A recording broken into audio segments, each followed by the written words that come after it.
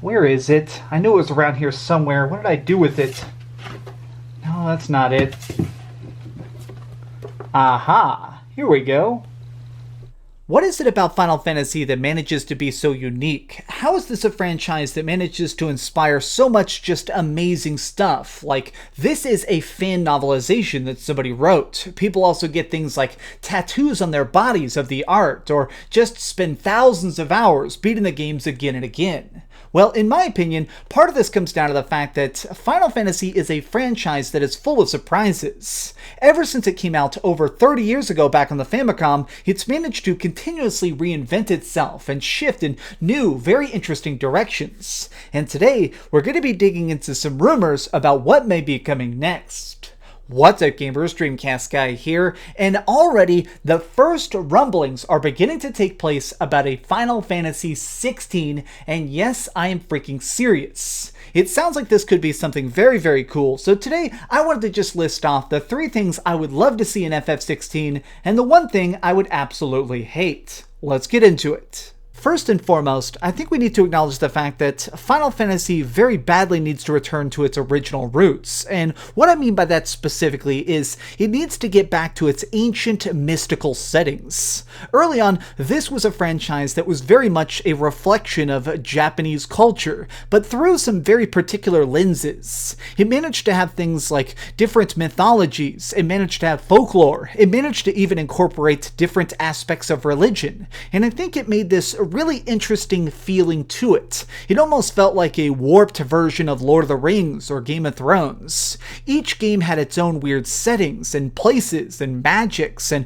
weird systems that somehow worked in conjunction. Now, this is not hating on the modern stuff. I think it can be interesting when you see giant skyscrapers in Final Fantasy XV or characters driving around in cars. I just don't think it works as well as the classic stuff did.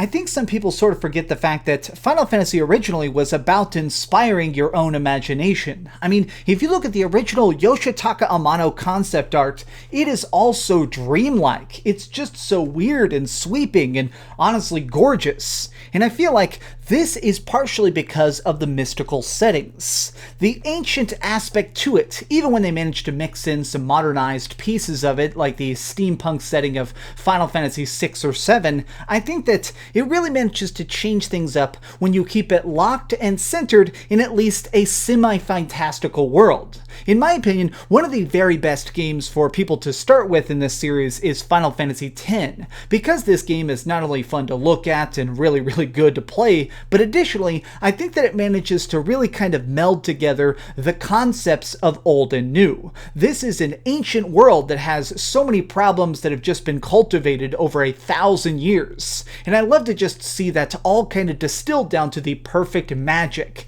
And I think that Final Fantasy XVI really needs to get back to that. Make me feel lost and confused and just completely blown away, even if you are trying to basically establish an all-new setting. I want to just be completely blown away again, the way I felt with Final Fantasy IX and Final Fantasy XII. The first time I got a chance to walk into the deserts of Final Fantasy XII, I was completely convinced that this was a real world that I was lucky enough to participate in.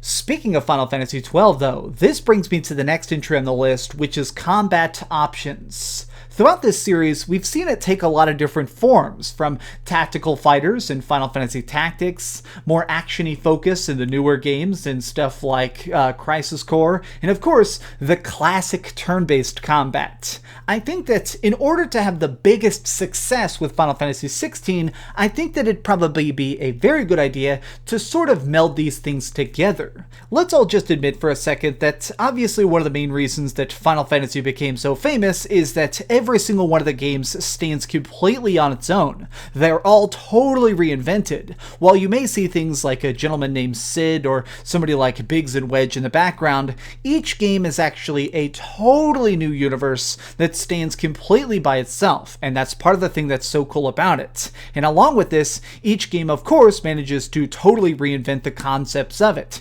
Each game is such a different direction. Each game is such a different combat system. And I think that Final Fantasy XVI should really try and do something different, but I would like if it gave us a lot of options of if I want to play it turn-based, if I want to actually try these things the way I remember. Right now there's actually some rumblings already going on that they are trying to possibly bring on Yoko Taro, which is the guy who did Nier Automata. Now, if you haven't played the Nier games, they are some of the best hack and slash RPGs ever. Okay, I'll admit, they're very, very confusing, they're a little bit artsy, but I think that they're so good at managing to lock you in. As they shift, as they change, as they transform over the course of the story, you are right there along for the ride. And I think that having him involved with another game, especially something as ambitious as Final Fantasy XVI, could be exactly the energy we need. I just want to make sure that this game is crazy. I want to make sure that Final Fantasy XVI is more than just another numbered sequel.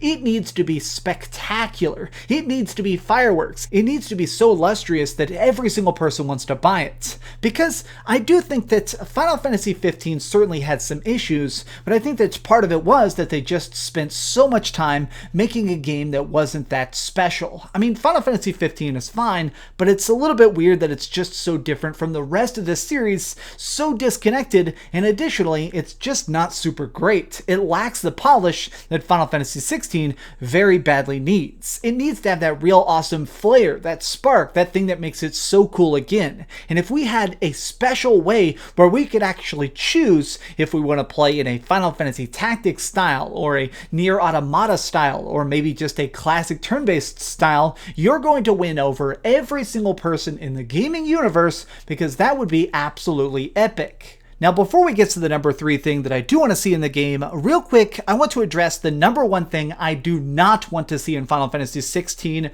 which seems so easy, but somehow might be impossible. Square Enix, when you eventually launch FF16, launch it complete. Content complete. What I mean by that is, if you do DLC, it needs to be add-ons. It needs to be some extra cool adventure that is completely optional. Do not sell me the story. Do not patch in extra cutscenes. Now look, I'm somebody who in the past who has spent a lot of time defending Final Fantasy XV. I think that it definitely gets more hate than it deserves. But in my opinion, the biggest failing of this particular entry is the fact that it was completely shredded at release.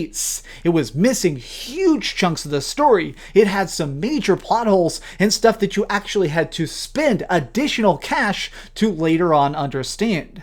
That to me is unforgivable, and I think that it is the biggest sin that you need to avoid with Final Fantasy XVI. You can correct your mistake. Obviously that project was troubled for over a decade, so it had some issues. With 16 though, this is a clean slate with a clean team and a clean director, so I'm really kind of inspired by what it may be. Just make sure that when it releases, it's something that on the disc is the game. No flair, no eccentricities, just the game, just something I can play and something I can beat. But now let's talk about the number 3 thing that I do want to see in the game, which is make it single player again. The developers of this series are somebody who kind of got themselves in a little bit of a weird predicament over the course of the last couple of years, which is, if we just take a step back in time, in the 90s, Square Enix made their fortune by crafting very, very focused single-player experiences. Things like Xenogears, and of course, really good horror experiences like Parasite Eve. These are games that were meant to be bought at full price, beaten, loved, and put down. They don't have multiplayer, they're just about the fun, and then you move on to forget. What's weird though is that currently, Final Fantasy is actually making its most money on an MMORPG. Final Fantasy XIV, A Realm Reborn, and each of its different sequels or expansions are super well done. They're actually some of the best online games ever made, if not the best MMORPG ever made. And because of this, it is actually netting a giant amount of profit for Square Enix right now. This is something that is managing to get a monthly fee of $15 $15 a month from millions and millions of players, which is undeniably a huge amount of cash. Of course, that's why they've decided to center so much of their best teams, best directors, and best writers on this project. It is something that is literally paying their bills right now. This is technically not a super new situation for Square Enix because they've actually had this back in the day with Final Fantasy XI. These are actually all separate expansions that were sold at $50 a piece back in the day, and again, people were paying a monthly subscription fee. This is something that managed to fund a lot of different development. A lot of games were made because of Final Fantasy XI and now Final Fantasy XIV. So I do have a little bit of concern that they're going to walk that path again. As much as I love FF14, as much as I'm just enamored with the universe they've made, I do kind of worry about the fact that if they decide to make Final Fantasy XVI another MMO, or it's that alone it worries me, but additionally I would actually be a little bit nervous if it was a co-op heavy experience. It can be done right. Certain games in the past, like Final Fantasy IX, had co-op in them. We've certainly seen some co-op games like Final Fantasy Explorers. These are good games. But to me, the real magic, the real soul of Final Fantasy is when it's you trying to save the world by yourself. That isolated confusion, that isolated magic is so distilled in this franchise in a way that nobody else has been able to replicate. I mean, think about the fact that Final Fantasy now has existed for over 30 years. People have tried to rip it off. People have tried to mimic its specialness, and they haven't been able to do it. And in my opinion, a big part comes down to the fact that this is something that just manages to do single player better than anybody else. It is a pure form of just you in an adventure and a sword and a spell. You against the universe.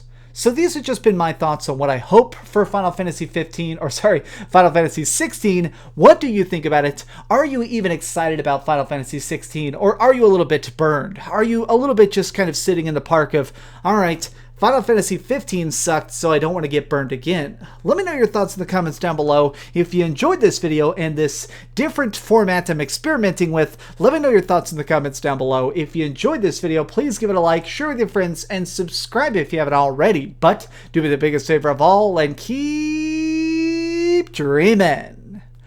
Oh man, I actually managed to find a lot of these expansions for like $1 a piece, thankfully, because they don't do anything anymore, obviously, but I like collecting Final Fantasy stuff so dang much.